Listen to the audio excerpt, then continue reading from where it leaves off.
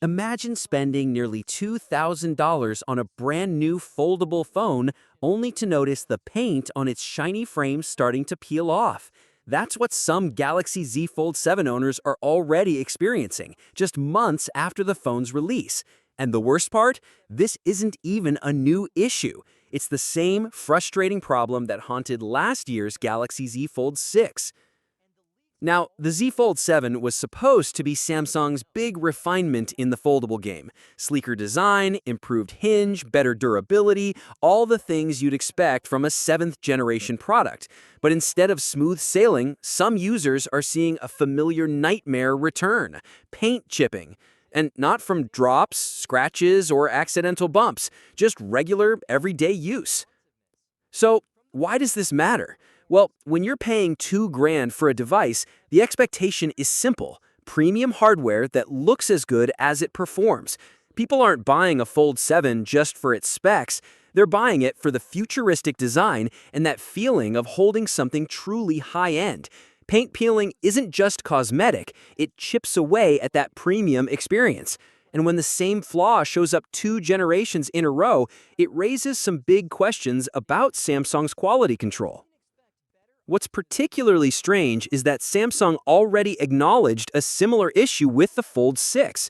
There's even a support page where the company suggests that a poorly grounded third-party charger could damage the anodized aluminum finish. Basically, Samsung blamed the wear on electrical leakage that deteriorates the protective coating. The solution? Stick to official Samsung chargers. But here's the catch: some Fold 7 owners who are seeing the chipping swear they've only been using official chargers. One Reddit user even mentioned charging exclusively with Samsung's own 25-watt adapter, yet still ended up with paint peeling off their brand new phone. That makes it hard to believe this is only about third-party accessories. It points to something deeper, either an issue with the anodization process itself or a design oversight Samsung hasn't fixed since last year. Now, let's be fair. This doesn't seem to be happening to everyone.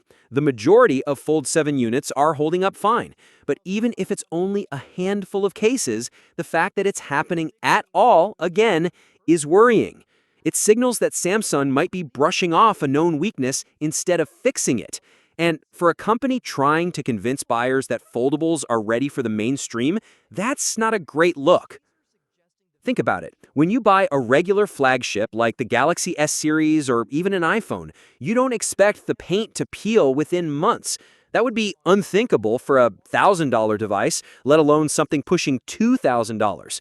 Foldables already face enough skepticism with concerns about fragile screens, hinge durability, and longevity.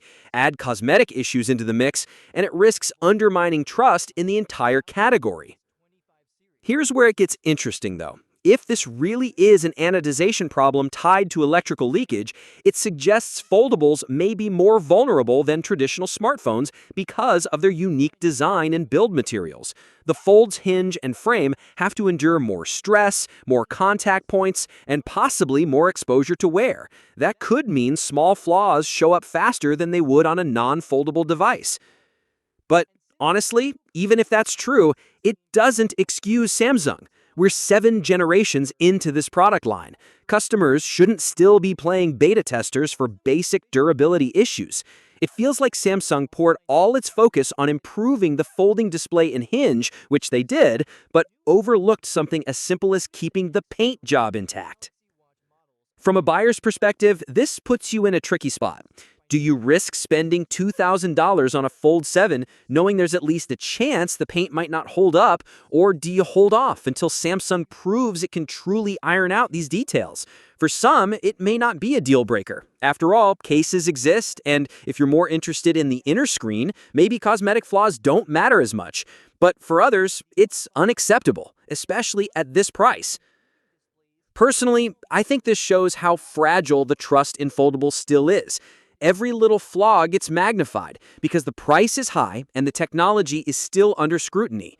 If Samsung wants foldables to feel as reliable and mainstream as a regular Galaxy S Ultra, these kinds of recurring issues just can't keep happening. At the end of the day, the Fold 7 is still one of the most advanced smartphones you can buy. But premium isn't just about innovation, it's about polish. And until Samsung can prove it can deliver both, stories like this will keep reminding buyers that early adopters sometimes pay more than just the sticker price. What's your thoughts on this? Let me know in the comments section. See you in the next video. Take care.